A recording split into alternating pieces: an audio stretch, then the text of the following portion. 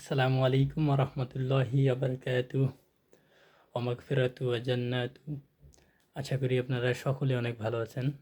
আমিও আপনাদের দোয়ায় আল্লাহর রহমতে ভালো আছি, সুস্থ আছি। আজকে পবিত্র জুমার দিন, জুমাতুল বিদাত নামে যেটা পরিচিত হয়েছে আমাদের কাছে, যে রমজানের শেষ জুমা, অনেকের জীবনেরও শেষ জুমা আজকেরটা। আমরা হয়তো বা আর পরের বছরের এই জুমা পাবো কি না জানি না। আল্লাহ আমাদের পরের বছরের জুমা পর্যন্ত, রমজানের শেষ জুমা পর্যন্ত আমাদের সবার হায়াত রাখুক, এই দোয়া করি। আর রমজানের হক আমরা যথাযথ পালন করতে পারি না, এটা জানি, কিন্তু নিরাশ না হই। আমরা 5 ওয়াক্ত নামাজ সঠিকভাবে পড়ার চেষ্টা করি, নিজে পড়ি, পরিবারের সবাইকে পড়ার জন্য আহ্বান করি, ভালো কাজ করি এবং খারাপ কাজের বিরোধিতা করি।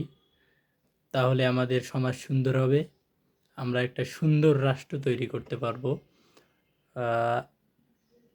আরেকটা মজার বিষয় আপনাদেরকে বলি, আসলে আছে না, এটা বলা যাবে না, থাক, পরে আরেকদিন বলবো ইনশাল্লাহ।